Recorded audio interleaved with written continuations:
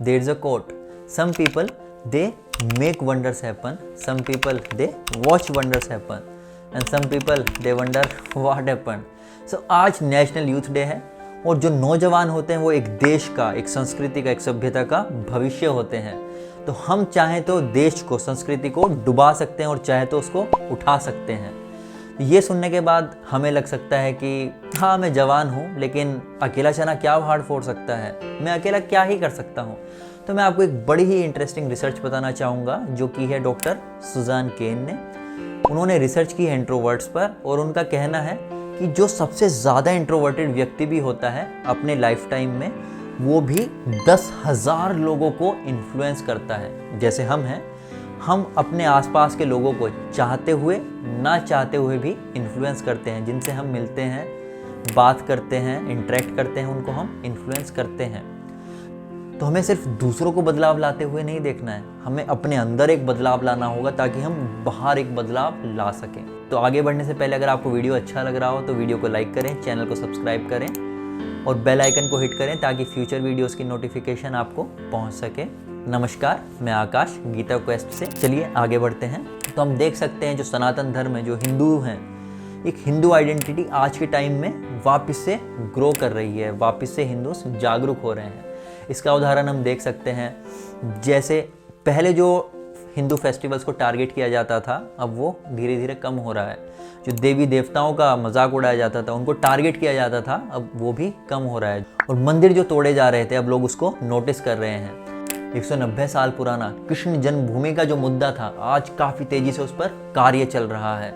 हमारा जो education system है, जो हमें पढ़ाया जाता है, आज लोग जागरूक हो रहे हैं कि हमें सिर्फ फॉरेन इन्वेडर्स के बारे में, मुगल्स के बारे में, ब्रिटिशर्स के बारे में पढ़ाया जा रहा है। हमें राजपूतों के बारे में, मराठास के बारे में, जो इतनी पावरफुल डायनेस्टीज़ हुई हैं हमारे भारत में, उनके बारे में नहीं पढ़ाया जा रहा है। और रिसेंटली हमने देखा कि 6ठी और 7वीं क्लास में भगवद गीता पढ़ाने की बात की जा रही है। तो हालांकि इसे इम्प्लीमेंट करना आसान तो नहीं होगा, लेकिन ये एक बहुत अच्छा मूव है जिससे हमें दिखता है कि एक हिंदू आइडेंटिटी अब ग्रो कर रही है, जाग रही है। और रिसेंटली रिपोर्ट्स में भी आया था, ओयो ने एक रिपोर्ट में बताया है कि इस साल, नए साल पर गोवा से ज़्यादा लोग वाराणसी गए हैं नया साल मनाने के लिए। तो इससे हम देख सकते हैं कि हिंदू जाग रहे हैं, जागरूकता आ रही है। तो हालांकि हम जाग रहे हैं, लेकिन क्या ये सस्टेन करेगा या फिर से सो जाएगा?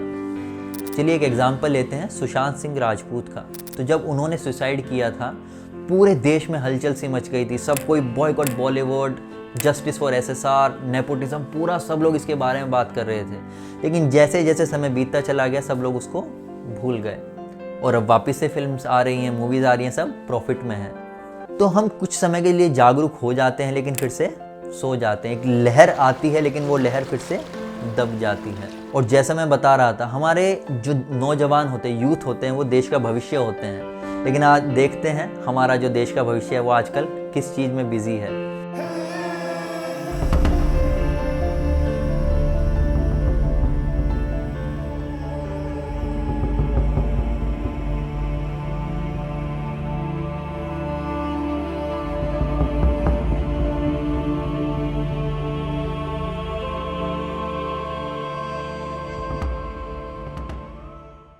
तो हालांकि एक लहर उठी है, एक जागरूकता आई है, लेकिन ये वापस से ठंडी पड़ जाएगी अगर हम सनातन धर्म को अपने आचरण में नहीं लेकर आएंगे। एक उदाहरण के माध्यम से मैं समझाना चाहूँगा। जैसे एक गैम्बलर है, एक जुआरी है, जुए खेलने की उसको लत लगी हुई है। तो हालांकि उसे कब समझ में आ सकता है कि जुआ खेलना अच्छी बात नहीं है और उसे नहीं खेलना चाहिए, लेकिन क्या वो छोड़ पाएगा? बहुत मुश्किल है, क्योंकि उसे अब लत लगी हुई है। तो भगवद गीता में कृष्ण बताते हैं, रस वर्जम रसोप्यस्य परम दृष्टवा निवर्तते, कि वो जुआ खेल क्यों रहा है, उसको उसमें रस आ रहा है। तो जब तक उसको एक उच्चतम रस नहीं मिलेगा, उच्चतर रस नहीं मिलेगा, तब तक वो इसको नहीं छोड़ पाएगा। तो वो कितना भी बोल ले कि शराब बुरी है, जुआ बुरा है, ये मीडिया बुरी है, ये बुरा है, ऐसा बुरा है, वैसा बुरा है, लेकिन क्या वो उसे छोड़ पाएगा? नहीं, क्योंकि उसे एक उच्चतर रस नहीं मिला है।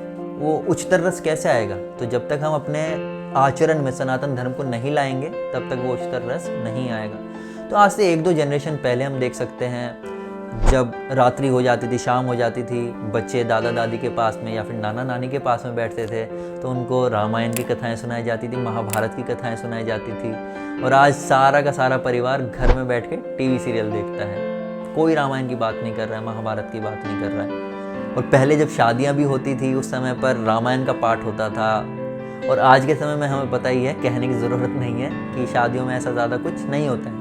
कुछ पूजा करा भी लेते हैं तो वो बस नेम सेक के लिए बस करा देते हैं। इंटेंशन नहीं होता हम अपने आप को स्पिरिचुअली एलिवेट करें, हम अपने आचरण में सनातन धर्म लाए, ये उद्देश्य नहीं होता है। और स्टैटिस्टिक्स बताते भी हैं कि जितने भी रिलीजन हैं, सारे रिलीजन्स में जो हिंदूज़ हैं, सिर्फ हिंदूज़ ही अपने धर्म को सबसे कम समय देते हैं।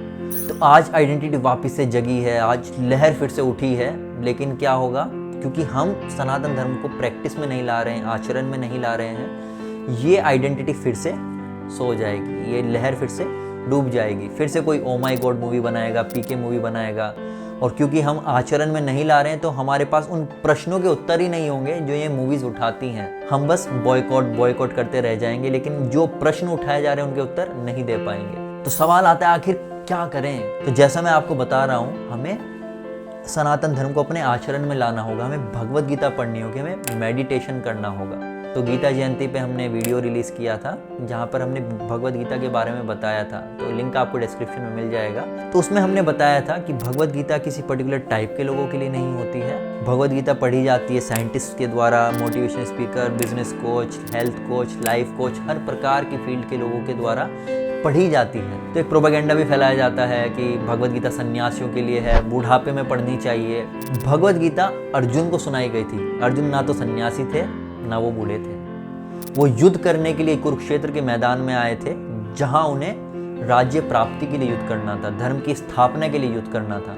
भगवद गीता अर्जुन को उस समय पर बोली गई थी जब युद्ध क्षेत्र में वो निराश, हताश होकर कृष्ण से कहते हैं कि मैं युद्ध नहीं कर सकता। कृष्ण उनको समझाते हैं, भगवद गीता का उपदेश देते हैं और कहते हैं कि धर्म की स्थापना के लिए अर्जुन ये युद्ध तुम्हें करना होगा। और ये भगवद गीता का उपदेश सुनने के बाद में अर्जुन युद्ध करते हैं, चाहे उनके रास्ते में कितनी भी कठिनाइयां आई हों, फिर भी वो धर्म की स्थापना के लिए रुके नहीं, उन्होंने धर्म की स्थापना की। और जैसा मैंने गीता जयंती की वीडियो में भी बताया था, शंकराचार्य खुद कहते हैं कि सारे वेदों का, सारे शास्त्रों का निचोड़ जो है श्रीमद् भगवद गीता है। भगवद गीता में आप कर्मकांड, कर्मयोग, ज्ञान योग, ध्यान योग, भक्ति योग, हर प्रकार का ज्ञान उसमें दिया गया है। और ये सिर्फ एक योग शास्त्र नहीं है, हमारी लाइफ में भी जो प्रॉब्लम्स आती है, चैलेंजेस आते हैं, उसका सॉल्यूशन भी भगवद गीता में है। तो हमारी लाइफ में प्रॉब्लम्स जैसे कि distraction, anger, failure, low self esteem, depression and what not, किसी भी प्रकार की समस्या हमारी लाइफ में आती है तो Bhagavad Gita is a manual जो हमें सिखाती है कि क्या करना चाहिए ऐसी परिस्थितियों में। और दूसरा, मेडिटेशन। हमें क्यों मेडिटेशन करना चाहिए? बिकॉज मेडिटेशन करने से हम अपने इनर सेल्फ से कनेक्ट होते हैं, अपनी स्पिरिचुअल आइडेंटिटी से कनेक्ट होते हैं और ये हमें एक स्पिरिचुअल एनर्जी, स्पिरिचुअल पावर देता है। तो बहुत ज़रूरी है हम भगवद गीता पढ़ें, हम मेडिटेशन करें, क्योंकि जब तक हम सनातन धर्म को अपने आचरण में नहीं लेकर आएंगे तब तक ये जो लहर उठी है ये बनी नहीं रहेगी, ये गिर जाएगी। इसको सुनने के बाद आप सोच सकते हैं कि मैं भी भगवद गीता पढ़ना चाहता हूँ, समझना चाहता हूँ, मेडिटेशन सीखना चाहता हूँ, लेकिन शुरुआत कैसे करूँ, मुझे कौन सिखाएगा? तो इसी के लिए हमने एक गीता क्वेस्ट प्लेटफॉर्म डेवलप किया है जहाँ पर हम आपको फ्री में भगवद गीता सिखाते हैं, भगवद गीता पढ़ाते हैं, आपके किसी भी प्रकार के क्वेश्चंस और डाउट्स उसको क्लैरिफाई करते हैं, आपको मेडिटेशन सिखाते हैं। तो आज ही हमारे गीता कोर्स के लिए रजिस्टर कीजिए, लिंक आपको डिस्क्रिप्शन में मिल जाएगा। और अगर आपको डाउट हो सकता है कि यार ज्वाइन करूं या नहीं करूं, इट्स फ्री, आप एटलीस्ट ट्राई कीजिए। तो अंततः मैं आपसे ये कहना चाहूँगा कि हम उन लोगों में ना रहें जो सिर्फ बदलाव को देखते हैं, हम अपने अंदर एक बदलाव लाएं, हम अपने आसपास समाज में एक बदलाव लाएं और उसके लिए हम भगवद गीता पढ़ें और मेडिटेशन करें। तो आज के लिए बस इतना ही। नमस्कार।